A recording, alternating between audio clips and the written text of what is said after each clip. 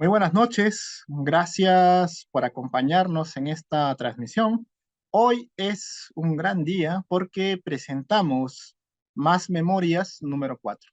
Es la revista académica del lugar de la memoria, la tolerancia y la inclusión social del Perú. Este ha sido un espacio concebido y que está dedicado a difundir investigaciones sobre memoria y derechos humanos en el Perú y América Latina. Cabe precisar que esta actividad se enmarca en la conmemoración de los 20 años de la presentación del informe final de la Comisión de la Verdad y Reconciliación. En esta oportunidad presentamos el cuarto número, el cual cuenta con dos secciones: Arte y Memoria, donde colaboran Francisco Maceres, Carmen Díaz, Ernesto Llanos y Osvaldo Díaz, y una segunda sección que es Historia y Políticas Públicas, donde participan José Luis Rodríguez, Juan Tito, Lourdes Silva, Carolinga, Diego Ortiz y Hiromi Osoya. También contamos con una sección de reseñas donde han colaborado Joseph Feldman, Gustavo Montoya, María Pía Costa y Antenor Escudero. Con la entrega de este cuarto número de la revista Más Memorias, buscamos poner a disposición de los investigadores, estudiantes y de la ciudadanía los artículos que nos muestran la diversidad y la complejidad del proceso del periodo de violencia desde una mirada interdisciplinaria y desde perspectivas distintas. Para esta presentación contamos con un importante y destacado panel académico conformado por Karen Bernedo, Charles Walker y Lourdes Silva. Sobre la estructura de la presentación, les menciono que tenemos dos bloques.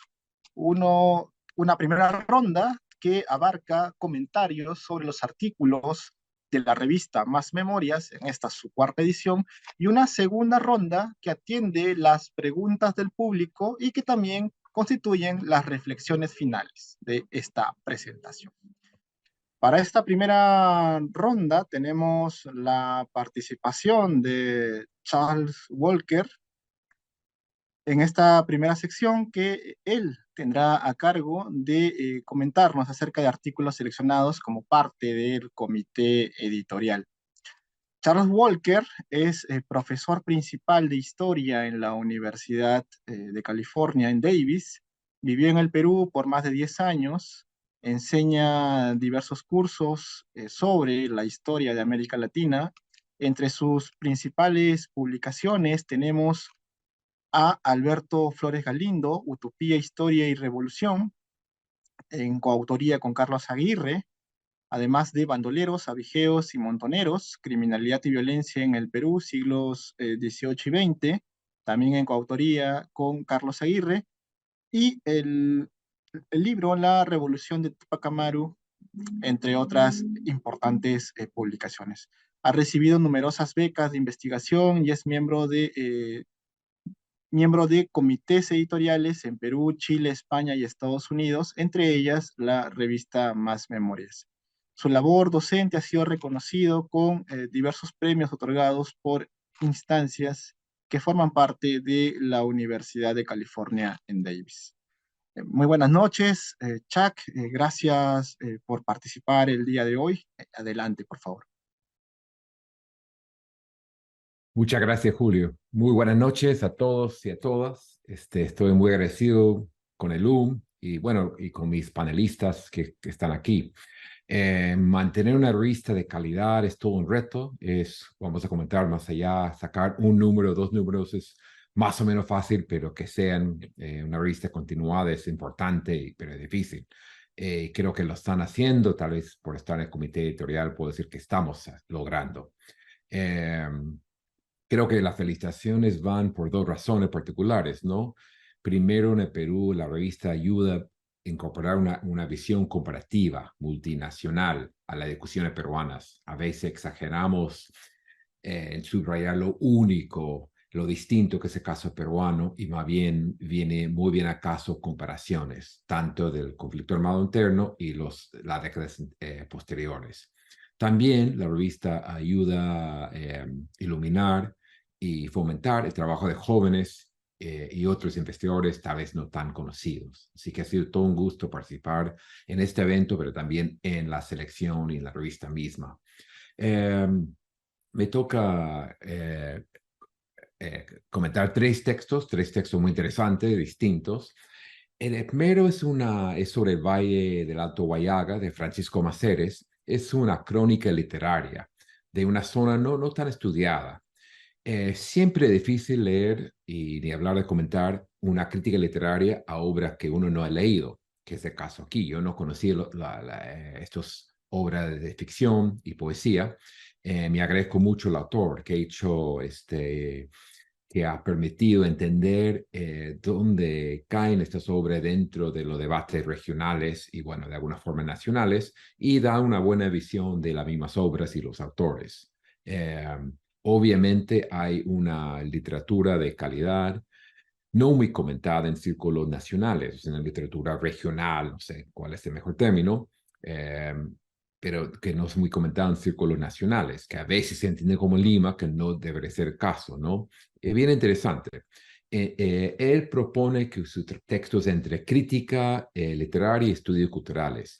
Yo diría más bien es también una excelente crónica. Permite entrar a estas obras sin haber leído. Y admito que ya pedí dos de las novelas y me interesan mucho. Eso ha logrado Francisco Maceres. Aprendí mucho sobre la Tobayaga y sobre estas mismas obras. Usa muy bien el informe final de la Comisión Verdad para el contexto, para comprender estos años, la llegada del narcotráfico, las diferentes formas de violencia, las respuestas populares, las migraciones. O sea, la verdad que es una buena microhistoria de la Tobayaga. También las mismas obras reflejan bien el costo íntimo, el costo social, el costo dentro de la familia del negocio de las drogas y el conflicto armado interno, ¿no? Da un excelente contexto dentro de su análisis y agradezco mucho el autor por esto. Recomiendo a las obras, y ellos, la verdad que solo conocía un cuento de Segundo Jaramonteco. Sus dos novelas comentadas aquí, y hay otra novela en camino o ya salió, me han dicho, recomiendo muchísimo. Creo que a veces en la literatura, yo leo mucho literatura, sigo no muy de cerca los debates literarios, debo reconocer, pero ese debate entre literatura limeña o pituca, según un título desafortunado para mí, contra una literatura andina, es una dicotomía medio simplón para mí. Esto más bien permite ver la gran calidad de obras literarias o la importancia, por lo menos, de ellas, que no se comenta, que se lee poco, etcétera. Me costó, y esto debo decir, encontrar estos libros en librerías virtuales, y un amigo los estaba buscando en Lima, en la Feria Libre, no encontró. Un signo de, bueno, el centralismo del mundo literario en el Perú, algo muy conocido. Pero de nuevo, agradezco al autor, aprendí mucho, es una crónica muy bien escrita, muy bien lograda y que permite entrar a ver estas obras no muy conocidas sobre el Alto Huallaga. Eh, Después eh, me toca comentar dos textos que tienen mucho que ver. Ambos son sobre la Universidad de San Marcos y hay mucho, dialogan muy bien entre ellos. El primer texto es de José Luis Rodríguez Toledo y Juan Leandro Tito Melgar. Es sobre las revistas, esta historia que salieron desde San Marcos, de sus alumnos de la facultad, el de Departamento de Historia, etcétera, ¿no? En los años 1992 a 2015, ¿no? Pero en realidad el texto tiene dos partes muy marcadas y enfatizo a esto como algo muy positivo. La primera parte es una excelente historia de San Marco, fin del siglo XX, comienzo del siglo XXI, porque hay una complejidad de los cambios internos, los cambios de la universidad pública más grande, más importante de Perú, desde en realidad la segunda mitad del siglo XX, su masificación, eh, una nueva, eh, una nueva presencia popular, los cambios políticos en los 70 y 80, el auge de diferentes grupos de izquierda, incluso una cierta presencia de Sendero Luminoso, y lo que viene después durante el conflicto armado interno y después la intervención militar, que comentaremos más cuando hablamos del siguiente texto. Y así que esto, quiero enfatizar esto. A veces los textos históricos comenzamos con un pequeño contexto, 2 o 3 párrafos, dar una idea, pero esto no, eso es un buen análisis, un excelente resumen donde yo apunté mucho y aprendí muchísimo. Pero la parte fundamental, digamos, eh, de trabajo es sobre estas revistas, ¿no? Esta revista es algo muy peruano de estos años. Yo me acuerdo que se bromeaba mucho del sueño de la revista propia, ¿no? Y cada grupito tuvo su revista. Me acuerdo del esfuerzo colectivo que estaba metido yo para sacar pasaje presente, que sacamos 2 números, pero pusimos uno como doble número, siempre hemos dicho que eran 3, ¿no?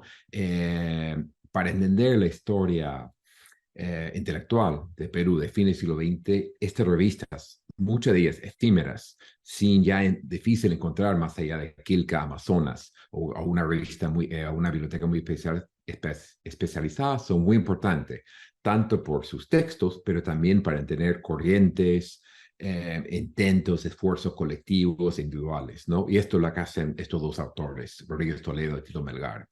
Eh, Y ellos citan, en realidad viene de otro texto, dicen, aunque parezca paradójico, los estudiantes de historia produjeron, investigaron y publicaron como no podían hacerlo antes. Se crearon coloquios, se publicaron revistas, se formaron talleres, círculos de estudios. Se refiere a los años muy duros de intervención militar, de una presencia represiva muy fuerte en la universidad, que vino a la vez con una crisis económica muy fuerte, no hubo subsidio para investigar, no hubo el apoyo que hoy, aunque tampoco es exagerado, sobra, hay algo, ¿no? Y ahí para ellos es una paradoja, y no me parece. Eh, Creo que hay varias explicaciones. ¿Por qué en años tan duros, donde parece que el trabajo intelectual es lo último, durante momentos de represión brutal, de amenaza de sendero, por qué surgen estas revistas? Y es algo que resaltan los 2 autores, pero yo creo que empatizaría más, es simplemente las ganas de los jóvenes, los estudiantes, de investigar, trabajar. Estaban hartos de los problemas políticos, estaban hartos de las malas noticias, de las restricciones, de la represión. Dijeron, ya, hacemos lo imposible y sacamos la revista. O sea, en momentos muy difíciles probaron, querían probar su productividad y crear un producto para una discusión mayor, ¿no? Ahora, el contenido de esa revista es bien interesante, ¿no? En términos generales, hay un poco de todo, pero son trabajos bastante empíricos. Se basan en el fuente del archivo, ¿no? Ya no son los debates a veces panfletarios, marxistas de los 70, pero tampoco son grandes discusiones historiográficas o teóricas. Tienden a ser trabajo basado en un documento, una documentación en el archivo, sobre todo en Lima. El archivo arzobispal tiene mucha presencia, el archivo general, por supuesto, y otros, ¿no? Eh, Creo que se entiende, no es muy complejo, o sea, no entender por qué es empiricismo. O sea, en primer lugar, hubo un cierto miedo o cansancio de los debates teóricos, políticos. Era un peligro discutir el maoísmo, por ejemplo. Ya la jerga marxista ya no estaba de moda, los modos de producción, los términos se usaban mucho menos, y más bien querían investigar, y los estudiantes de San Marcos tienen el gran lujo de tener en su propia ciudad varios archivos principales, ¿no? También tienden a ser trabajos, muchos tienen gráfico, cuadros, etcétera, eran sobre la colonia, ¿no?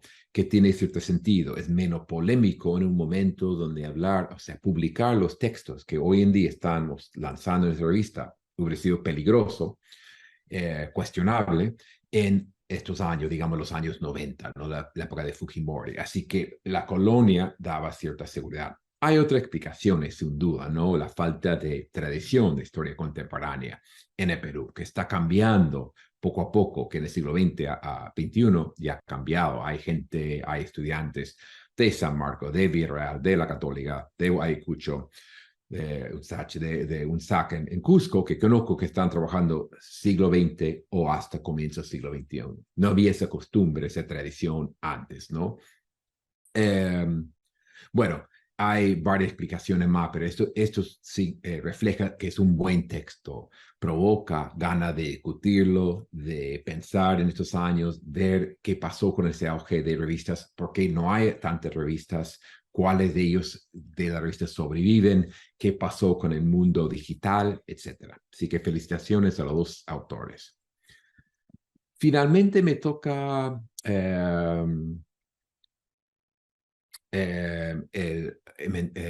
comentar el texto de Lourdes Silva, que está acá con nosotros, ¿no? Memorias en torno a la intervención militar de la Universidad Nacional Mayor de San Marcos, 91-98, la Escuela Profesional de Historia. Ella entra, es casi una microhistoria de esa intervención militar y su múltiples su impacto, sus múltiples, las consecuencias en la escuela de historia, ¿no? Intervención es casi un eufemismo, es una ocupación militar. O sea, ella relata muy bien, tiene el don de periodista, describe muy bien y analiza muy bien, ¿no? Y hay varios términos que salen de ahí. Julio, ¿voy bien con tiempo? ¿Un par de minutos? ¿2, 3 minutos? Ya, perfecto, gracias. Que término que repite, resistencia, hubo, estudiante que no aceptaba una intervención militar, una ocupación militar, oposición, obviamente, pero también coexistencia, los partidos Fulvito, hay algunas menciones, ¿no? Y hasta convivencia, ¿no? En fin, es una lúcida historia de la lamentable intervención militar en San Marcos, paso por paso. Y nos recuerda años terribles, ¿no? Rastrillaje, o sea, es una represión brutal. El gran miedo, esto sale muy bien en las entrevistas, con mucha fuerza, con mucha contundencia. El miedo de estar en alguna lista, por tener un pariente en Sendero, por haber participado en algo, por algún soplón, por alguna equivocación. En todas las historias aquí también hay equivocarse con los nombres. Hay un caso más o menos famoso aquí. Espionaje, el papel de los soplones y la misma represión. También la autora destaca unos momentos absurdos, ¿no? Intervienen a la biblioteca y llevan el libro de Thomas Kuhn, con K, sobre revolución científica. No es un libro revolucionario, más allá de, tal vez en el sentido intelectual, es un libro muy importante, pero revolución política no tiene nada que ver, pero vienen el nombre revolución y llevaron el libro. Esto va, hay muchísimo, incontables anécdotas así en el Cono Sur, que por llevar los libros rojos, etcétera. También mencioné y buscaban anotaciones en rojo, ¿no? En fin, lo que capta muy bien el autor, aquí estoy terminando, es una oposición contundente, un apoyo de algunos sectores que querían orden, pero en general una ambivalencia. Es natural y es ético. Los alumnos dicen, los militares no deberían estar aquí, pero a la vez se habían cansado de el caos, el desorden, etcétera, ¿no? Y en las entrevistas surge esto, o sea, los alumnos querían trabajar, querían avanzar, querían terminar, tenían necesidades económicas para terminar, suspender las clases, suspender el semestre tuvo un costo. Esto, usted, eh, varios de ustedes que son exalumnos de San Marcos se acuerdan, ¿no? Perfectamente.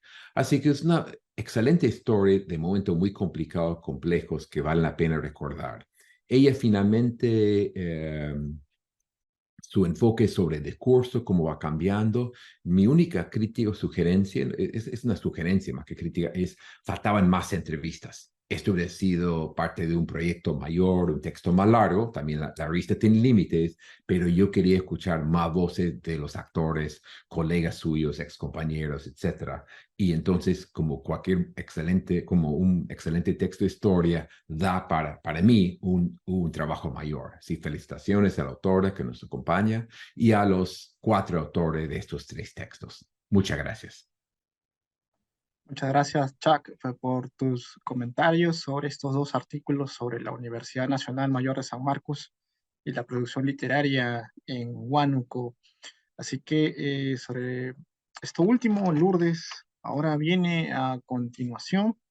Ella es, como ya señalaba Charles Walker, es también parte de, autora de uno de los artículos y ahora le vamos a dar el pase. Lourdes es bachiller en historia por la Universidad Nacional Mayor de San Marcos, participó en el proyecto de investigación Historia, Memoria y Universidad Nacional Mayor de San Marcos del año 90 al año 2000 del grupo de investigación Historia y Ciudadanía Activa, perteneciente al Instituto Seminario de Historia Rural y Andina durante los años 2018 y 19.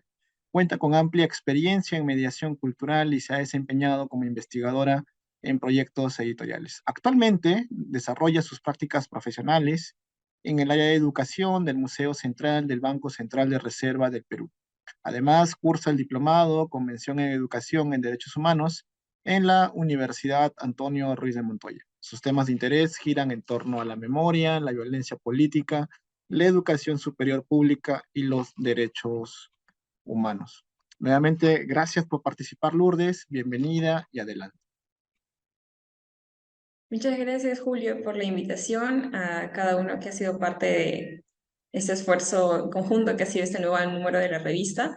Y por supuesto, otra vez, muchas gracias a Charles Walker por los comentarios que definitivamente tomaré en cuenta. Muchas gracias por ello. Y bueno, en mi caso tengo la sección de Historia y Políticas Públicas. Tenemos acá 4 artículos, 2 de ellos hacen referencia a esta producción de revistas. El primero de ellos ha sido abordado bastante bien por Charles Walker, realizado por José Luis Rodríguez y Juan Tito, sobre estas revistas estudiantiles de la Escuela de Historia. Y el otro gira en torno al diario Marca, y la posición que va a tener de rechazo a las acciones de Sendero Luminoso, este artículo realizado por Diego Ortiz. Los dos siguientes dialogan bastante bien. Tenemos, por ejemplo, la propuesta de Carolinga para el establecimiento de una política nacional que tenga como eje la memoria. Y tenemos quizá un gran ejemplo de cómo se ha ido realizando este proceso de búsqueda de justicia y reparación a través de el artículo de Hiromi Hosoya en torno a los sucesos de Uchurajay. Entonces, de repente, solo para ya resaltar lo que ya ha comentado Charles Walker respecto a estas producciones estudiantiles de la Escuela de Historia, ¿no? Como bien han mencionado, se refiere bastante detalladamente a este contexto de precariedad en infraestructura, la precariedad académica, radicalismo, que va a no facilita estas producciones previas por parte de estudiantes, pero también docentes, ¿no? Entonces, estas experiencias autogestionadas, efímeras, como menciona Charles, van a servir de cierta manera como antecedente, ¿no? Estos fanzines o estos manuales de repente escritos por los profesores y publicados, ¿no? A través de los mimeógrafos, va a servir como un antecedente para estas nuevas revistas que van a surgir en los 90, ¿no? A inicios de los 90. Entonces, definitivamente es una respuesta, como menciona el autor y ha resaltado Charles, una respuesta autogestionada en base al contexto autoritario, precario, de violencia, intervención estatal, que precisamente va a centrarse en la actividad intelectual, ¿no? Lejos de añadir mucha información respecto al contexto político. Y tal como lo señala el autor, esto tiene que comprenderse también en este clima bastante, que ponía a los estudiantes en una posición bastante vulnerable, ¿no? El abordar temas de política, temas críticos, podría ser un objeto de señalamiento, podría ser peligroso para ellos. Entonces, también tenían la necesidad de posicionarse en un ambiente académico que ya de por sí era bastante inaccesible, ¿no? Entonces, eso es bastante interesante por parte de los autores que tratan de contextualizar estas dificultades que van a hacer que las revistas se centren en estas actividades intelectuales, ¿no?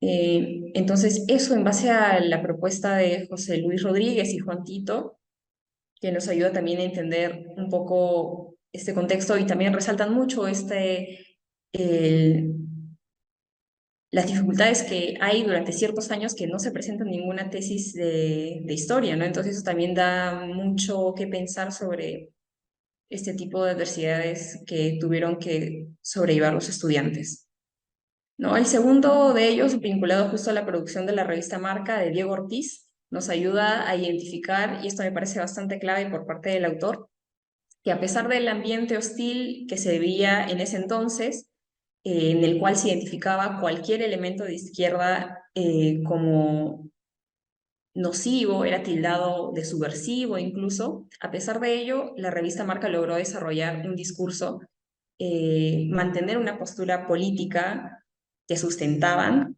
y rechazaba el accionar de Sendero Luminoso, ¿no? Entonces, en una primera instancia, eh, se interpretó quizá de manera errónea, se subestimó la capacidad bélica de esta agrupación terrorista, no se creía que ellos podían estar detrás de este tipo de atentados, pero luego constante fue aumentando esta espiral de violencia, se va a comenzar a criticar y a rechazar con el término, por ejemplo, de contrarrevolucionario, ¿no? Para indicar que es un movimiento aislado de las masas, que no toma un camino correcto para algún tipo de reforma individual. Y finalmente, a través de la crítica teórica, por ejemplo, realizada por Sinesio López, de Gregory, se va a exponer por qué esa no es una vía correcta y por qué el socialismo, según los escritores de Marca, sí podría ser una opción democrática, ¿no? Entonces, este voto por el mantenimiento de la institucionalidad democrática en un contexto que incluso hizo que sean señalados como subversivos es bastante admirable por parte de estos editores. Tenemos esta propuesta de la autora Carolinga, que nos habla de un problema vigente en la realidad. Si bien es cierto, es necesario tener una política nacional unificada que tenga como eje la memoria, que integre diferentes acciones en búsqueda de justicia, el primer problema que identifica ella para elaborarse cualquier política nacional es que desde el diseño se identifica que no hay consenso sobre los hechos. Entonces, como de repente hemos visto en tiempos recientes, siempre surge una corriente negacionista que trata de cierta manera, poner trabas a este tipo de narrativas oficiales eh, conjuntas, ¿no? Entonces, frente a ello, Inga menciona que es necesaria este tipo de articulación en torno a la memoria porque permite justamente la prevención, ¿no? Porque muestra a través de pruebas, archivos, testimonios, estos orígenes históricos de la violencia y lo que podría suceder y lo que por supuesto se debe evitar. Entonces, siendo Todorov, tenemos aquí a través de esta política basada en la memoria un principio de acción en el presente, ¿no? Y por supuesto esto involucra una acción colectiva que genera este llamado a la agencia por parte de diferentes actores y en diferentes maneras, ¿no? Uno de ellos, por supuesto, se puede apreciar en la elaboración, en la planificación de los lugares de memoria. Entonces es una gran propuesta por parte de la autora que retrata todavía una necesidad vigente en la actualidad, ¿no? Finalmente tenemos a Hiromi Hosoya, que nos habla justo del caso de Uchurajay para contarnos de estas zonas de contacto en las cuales, según ella relata, eh, se dan espacios de encuentro entre culturas, pero en contextos no simétricos, ¿no? Entonces tenemos estas relaciones de poder diferenciadas. Por ejemplo, se puede apreciar, según ella lo realiza, a través del proceso tribunal que se va a llevar a las tres personas acusadas, ¿no? Del asesinato de los periodistas. Entonces podemos identificar claramente una de las dificultades que se tiene en torno al idioma, ¿no? Ellos contaron con traductores en este proceso, pero aún así la autora enfatiza el hecho de que no se tuvieron en cuenta, por ejemplo, las traducciones que no expresaban en el español términos que ellos habían dotado de nuevos significados o de repente las metáforas que usaban, ¿no? Y aquí establecemos una clara limitación para el acceso a la justicia y a un debido proceso.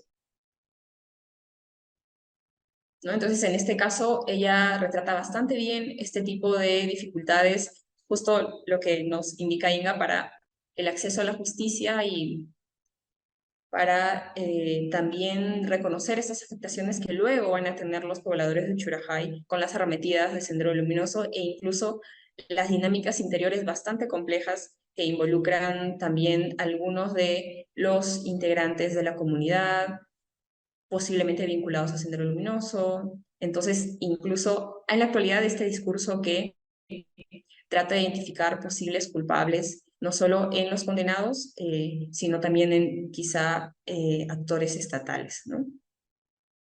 Entonces, bastante potente la propuesta de Hiromi y su análisis, ¿no? De este contacto asimétrico entre los ciudadanos y los intentos de establecer justicia, ¿no?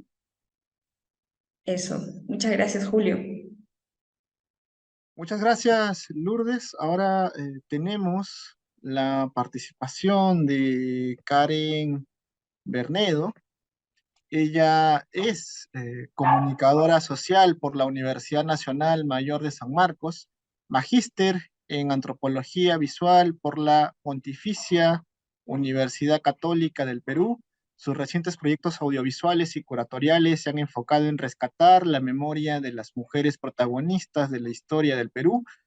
Entre sus proyectos audiovisuales encontramos Mamaquilla, Los hilos desbordados de la guerra, y entre sus exposiciones destacan las primeras, Mujeres al encuentro de la historia, y Emancipadas y Emancipadoras, las mujeres de la independencia del Perú.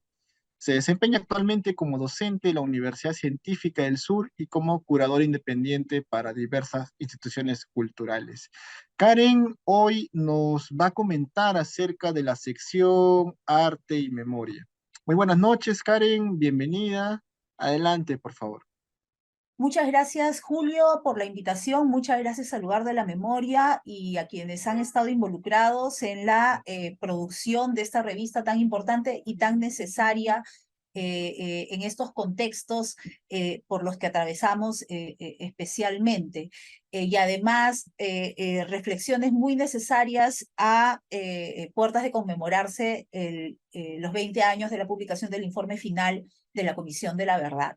Y a mí me ha tocado comentar los 4 artículos que pertenecen a la sección de arte y memoria. En general, decir que los 4 artículos abordan piezas literarias. Hay uno que particularmente se enfoca en el cine y en el teatro, pero que también está conectado con el guión, ¿no? Con la escritura, ¿no? Entonces eso es bastante interesante, ¿no? En relación a que abunda de pronto la producción en el análisis de obras plásticas, ¿no? Y cómo hay una apuesta interesante en el tema de memoria desde lo literario, ¿no? El primer artículo de Francisco Javier Maceres, Aucayacu, de la memoria traumática a las poéticas del duelo, bueno, se enfoca en un espacio de memoria poco investigado que es el Braem, ¿no? Y son 4 relatos literarios que abordan el Braem. Si bien han sido escritos en el momento post-conflicto, ¿no? Después de la publicación del informe final incluso, son personas que han vivido por sus edades además y por sus trayectorias, han vivido en carne propia la guerra. Entonces sus perspectivas van en esa dirección, ¿no? También hay de alguna manera un comentario crítico a cómo hay de alguna manera, una incapacidad de reflejar esas complejidades de la guerra en el informe final, en espacios como el Braem, ¿no? En espacios como el Braem, que además la violencia de alguna manera se ha prolongado y que ahora forma parte también de otra serie de conflictos socioeconómicos, ¿no? Y como eso es una continuidad de lo que se vivió en los años de violencia. Entonces creo que hay una perspectiva interesante de revisar a estos 20 años de la publicación del informe final y ver cómo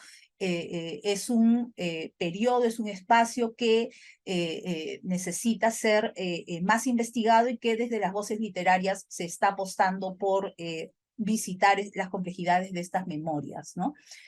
El segundo artículo de Carmen Joana Díaz Atilano habla de las narradoras femeninas y personajes empoderados en dos obras, Rosa Cuchillo y La sangre de la aurora, ¿no? Rosa Cuchillo de Óscar Colchado y La sangre de la aurora de Claudia Jiménez, es amiga, es amiga mía y ahorita acabo de tener un vacío en la memoria. El artículo apuesta por cómo hay cómo la literatura se vuelve una apuesta ética para subvertir personajes marginados, silenciados, ¿no? Se vuelve un contrarrelato contra la hegemonía, ¿no? De la voz masculina que siempre ha narrado el conflicto armado, pero no solamente es una voz de alguna manera que trastoca roles de género desde la narración, sino que el mismo universo del personaje también apuesta por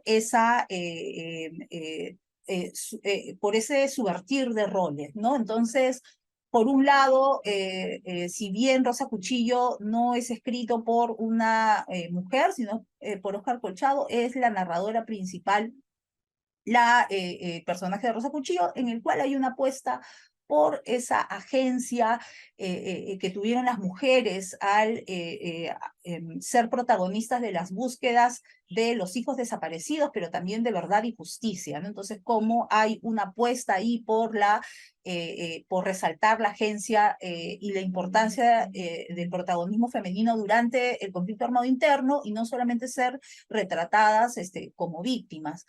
Pero también en el caso de la novela de Colchado hay una visión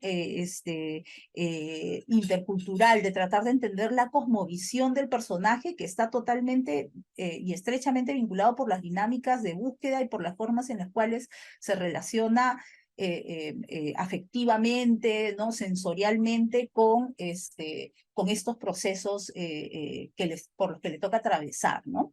La novela de Claudia, por otro lado, tiene Claudia Salazar Jiménez, perdónenme. La novela de Claudia, por otro lado, no solamente tiene una voz, tiene tres voces femeninas y es una novela que ha sido traducida a muchos idiomas, ¿no? Bastante comentada, bastante estudiada, precisamente porque los personajes también dentro de sus propios universos y mundos subvierten este rol, ¿no? Tradicionalmente de género, ¿no? Por un lado se aborda el tema de la maternidad, se aborda el tema de la militancia, se aborda el tema de las opciones sexuales diversas, ¿no? Y cómo de alguna manera estos relatos también son contrahegemónicos, son personajes que rompen de alguna manera esas hegemonías de género en el marco del conflicto armado interno, ¿no? Entonces los personajes mismos revelan estas contradicciones.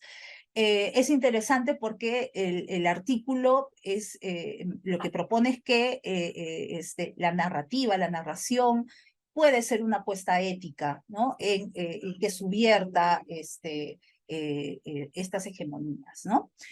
En el caso del artículo de Ernesto Walter Llanos sobre Memorias Poéticas, esbozos interpretativos sobre discursos cinematográficos y teatrales peruanos sobre el conflicto armado interno, en 1980-2016, es un periodo amplio, ¿no? El que él analiza, analiza dos piezas cinematográficas en contraposición con dos piezas teatrales, ¿no?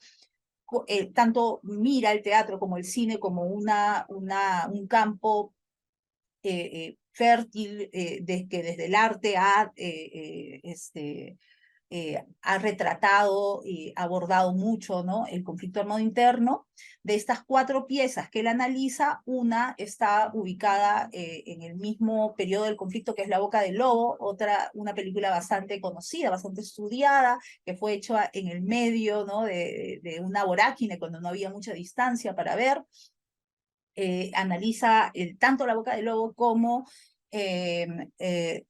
la última noticia, si es que mal no me equivoco, la película del grupo Chasqui, que se ubica también retrata un momento, es la misma época que retrata La Boca del Lobo del conflicto armado interno. Sin embargo, hay una distancia más grande que es la reflexión que te permite, ¿no? La distancia del tiempo, ¿no? ¿Qué cosa? Él contrapone estas dos narraciones cinematográficas versus las teatrales, ¿no? De alguna manera, en la apuesta de La Boca del Lobo y de La Última Noticia es una apuesta de el retrato de una realidad cruda, de una realidad descarnada. Ambos tienen como escenario Ayacucho, ambas películas, ¿no? Pero hay un retrato de una realidad. Hay sus grandes diferencias. Digamos que La Boca del Lobo, el personaje de Sendero, pues es una atmósfera que no se ve, que ya en lo que es La Última Noticia es un personaje conformado, ¿no? Los personajes femeninos también son distintos, en uno es retratado solo como víctima y en el otro ya hay una agencia, ¿no? De las mujeres. Y por otro lado, analiza dos obras de teatro, una muy vinculada a la CBR, que es Sin Título, Técnica Mixta, del grupo Yuyashkani, que nace con la publicación del informe final de la Comisión de la Verdad, y además solo recordar que Yuyashkani acompaña las audiencias públicas de la CBR, entonces hay una conexión, ¿no? De la obra con los discursos de la CBR, y una obra de Mariana Daltaus, ¿no? Que es lo que contrapone, bueno, que en el teatro hay, primero, pues hay una relación directa con el público, lo que Miguel Rubio, el director de Yudeshkani, llama convivio, ¿no? Sin el convivio no existe el teatro, ¿no? Pero que también es un discurso de alguna manera que permite, que introduce más el humor, ¿no? No hay hay metáforas visuales, que no es una representación tan realista como la de los discursos cinematográficos, ¿no? De alguna manera analiza varias partes de ambas obras que han sido, que sí se ubican en una temporalidad totalmente posconflicto. Como mencionaba antes, en el caso de Sin Título, Técnica Mixta, es una obra que aborda desde la Guerra del Pacífico hasta la publicación del informe final de la verdad, y que utiliza mucho el documento, ¿no? Finalmente, el último artículo de Osvaldo Díaz Chávez, Representaciones de la masculinidad del Partido Comunista del Perú, Sendero Luminoso, en la novela 13 días. También es bien interesante. Yo leí esa novela hace mucho tiempo. Es la voz de un narrador que ha sido parte de Sendero Luminoso. Y lo que hace el autor es contraponer este discurso en el cual que tiene Sendero, de decir que le dio cabida a las mujeres para ocupar puestos de liderazgo, ¿no? Que fue un espacio que invitó a las mujeres a la acción, ¿no? Y que el personaje tiene, ¿no? Estos discursos, ¿no? Es un personaje casi muy vinculado al panfleto de alguna manera, ¿no? Un militante, ¿no? A carta cabal, ¿no? De este grupo subversivo, pero que en sus actitudes, ¿no? Y en lo que devela la construcción del personaje, eso que se escapa a lo que dice, ¿no? Es totalmente opuesto, ¿no? Yo creo que eso se hermana con investigaciones como la de Victoria Guerrero, ¿no? Que desmantelan estos preceptos de que Sendero Luminoso fue un partido casi feminista, que le dio oportunidad a las mujeres, y más bien como en su accionar, más bien siempre hubo una subalternización, ¿no? De las mujeres en la representación, y también en el lugar y el rol que tuvieron en el partido, ¿no? Entonces, a través del análisis del texto, el articulista logra desmantelar y evidenciar las contradicciones entre lo que dice el personaje y lo que realmente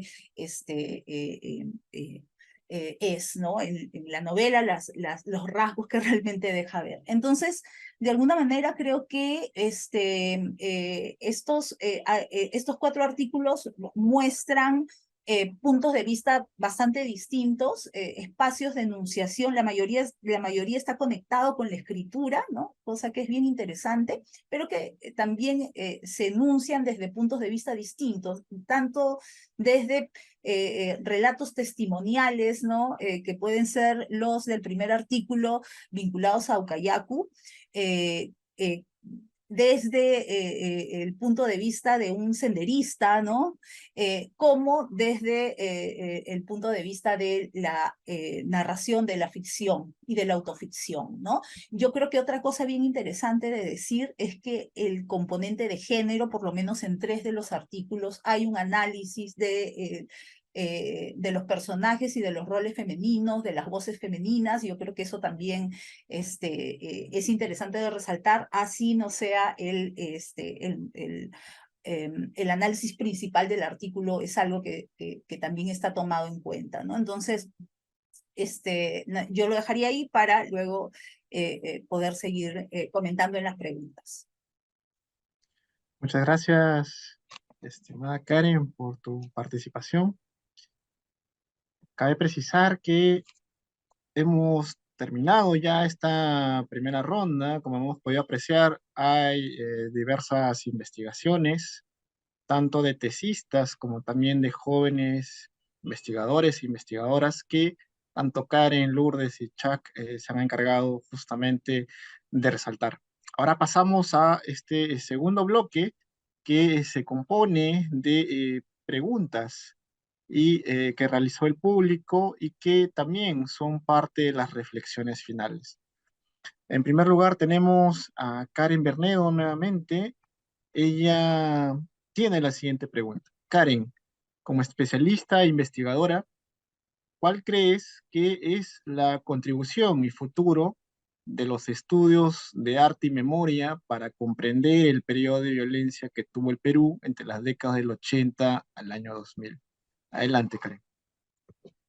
Muchas gracias, Julio, por la pregunta. Yo pienso que el arte lo que ha permitido de alguna manera es particularizar las experiencias, la producción simbólica, las representaciones visuales, de alguna manera han sido relatos que no han intentado contar el todo, por ejemplo, que podría ser la tarea de un museo de la memoria, de un lugar de la memoria, ¿no? Pero en el caso del arte vemos en los mismos ejemplos del artículo, ¿no?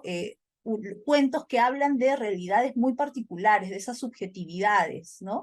Y que permiten humanizar, ¿no? No volverlo una cifra. Podemos hablar de investigaciones sobre la investigación de Olga González sobre tablas de Sarwa, de María Eugenia Ulfe sobre retablos ayacuchanos, las investigaciones de Renzo Aroni sobre carnavales ayacuchanos, las investigaciones de Jonathan Richter sobre Cumpín ayacuchano, ¿no? Y una serie de libros que están preocupados de alguna manera en estudiar estos casos particulares que nos permiten humanizar la experiencia. Yo creo que esa es la riqueza de la investigación que en estos momentos está mirando el arte y la memoria, ¿no? Y que de alguna manera también no solamente la investigación nos permite, ¿no? Humanizar esa experiencia, sino yo creo que la producción misma del arte, ¿no? La misma producción de piezas que cada vez sigue en aumento, ¿no? Ha habido un boom después de la publicación del informe final en esta producción simbólica, y yo creo que lo va a seguir habiendo. Solamente mencionar que también no es por gusto que ha sido siempre el arte y las representaciones las que están bajo el ojo de la tormenta, ¿no? De alguna manera las que están poniendo el dedo en la llaga, ¿no? Y no se han censurado tantos libros sobre memoria, o yo no sé si se ha censurado alguno, como piezas de arte y memoria, ¿no? Y yo creo que es por algo, ¿no? Y es algo muy potente, ¿no? La imagen es muy potente en ese sentido. Muchísimas gracias, Karen. Ahora pasamos con Charles Walker. Estimado Chuck, en función a tu trabajo como parte del comité editorial y también como investigador, ¿qué temas consideras que se están explorando en estos últimos años, que analicen y estudien el periodo de violencia peruano entre el 80 y el año 2000? Adelante, Chuck. Muchas gracias. Sí, es algo que lo vengo pensando mucho por dos razones. En primer lugar, porque tengo una investigación en curso sobre sendero, violencia y juventud en la ciudad de Ayacucho, así que voy leyendo ampliamente. Y también acabo de dictar un seminario de posgrado fascinante sobre las comisiones de verdad. Las comisiones de verdad en América Latina, con muchas reflexiones sobre Canadá y Sudáfrica. Y un grupo de 10 alumnos de posgrado aquí en California, pero 9 eran latinoamericanos. El curso pasó al castellano por decisión colectiva. Y alumnos y alumnas chilenos, peruanos, colombianos y de El Salvador. Creo que falta alguien. Así que hemos ido discutiendo mucho y yo tengo una respuesta bastante clara. Eh, Falta mucho, hay mucho que hacer, o sea, en el sentido que casi no hay nada saturado y eso lo voy a explicar. Hoy en día los trabajos muy, muy importantes hay que se ve, que prometen mucho, que ya están, tienen un impacto, son lo que investigaciones con trabajo de campo de quechua hablantes, ¿no? Eso es fundamental. Aquí me refiero al trabajo de Ponciano de Pino, de Renzo Arroni, de Olinda Quispe, ¿no? Tiene una ventaja para eh, estoy olvidándome de varios nombres. Eh, Tiene la ventaja de hacer trabajo de campo, de utilizar quechua, ¿no? Digamos, micro trabajo, trabajos locales. Mencionaría, aunque no es con quechua, trabajo de Lucía Luna Victoria sobre Huaycán, ¿no? Son micro historias porque hay muy pocos lugares, no sé si alguno donde está saturado de trabajo, donde ya sabemos, más bien lo que comenté en la literatura de Huánuco, del Alto Guayaga, se sabe muy poco de esto, ¿no? O sea, como si el informe final tiene excelentes secciones, tiene una base, pero falta mucho testimonio, historia, actos culturales en el pasado y presente, ¿no? Esto se ve, por ejemplo, en los textos que comenté. Miren lo importante que eran, digamos, productivo estos dos textos sobre San Marcos. Esa historia había que escribir bien. Se ve un poco en las memorias o los textos de José Carlos Agüero y una que otra memoria, pero estos dos textos demuestran la importancia y vuelvo al ejemplo de Alto Guayaga, ¿no?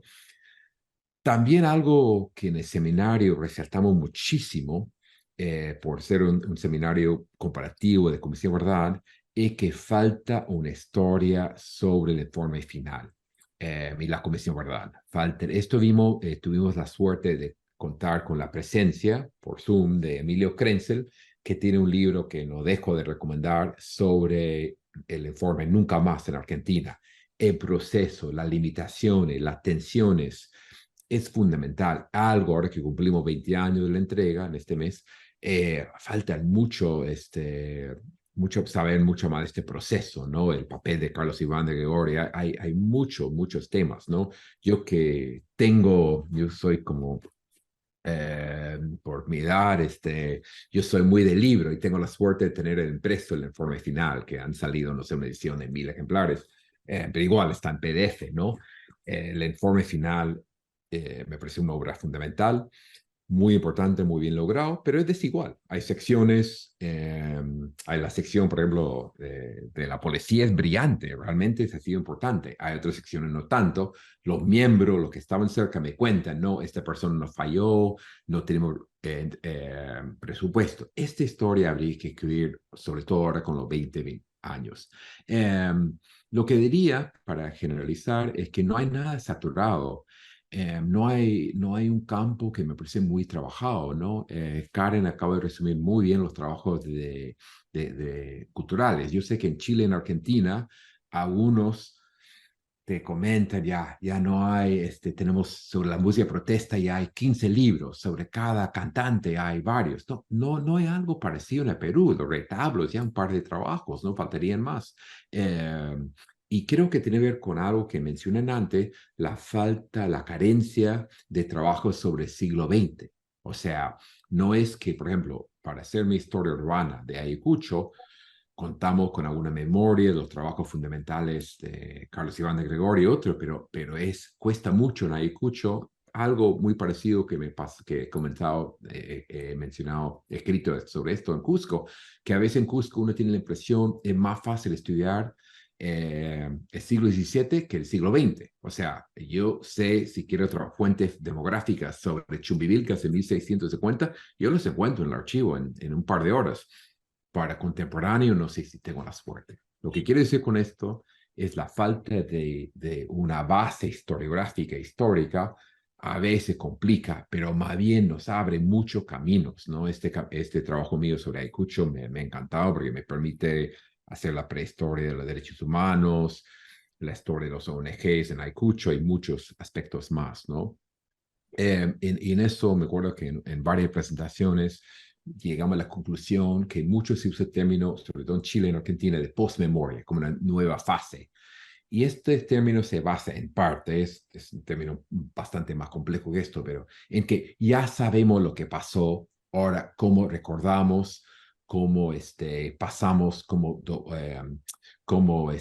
buscamos justicia, ¿no? En el Perú no se sabe lo que pasó. Hay lagunas mayores, hay vacíos, hay zonas donde el mismo informe final dijo, falta investigar más, no sabemos, no tenían los recursos. No es una crítica a ellos, sino no tienen los recursos para una historia total, enciclopédica de estos años. Por lo tanto, yo creo que hay mucho que hacer. Y finalmente, y esto resalto el papel, la importancia de la revista, hay siempre que mantener una visión comparativa, ¿no? En Argentina hay una gran tradición sobre estudios de las universidades. UBA tiene varias historias, UBA, diferentes partidos y el golpe de Videla, por ejemplo, hay un trabajo muy bueno. Siempre bueno comparar, contrastar, y esto creo que más memoria permite estos diálogos. Así que creo que ahí me quedo. Muchas gracias, Chuck, estimada Lourdes. Pasamos contigo. En base a tu experiencia como joven investigadora, ¿es necesario hoy continuar estudiando el periodo de violencia peruano 2 décadas después? Te escuchamos. Adelante, Lourdes.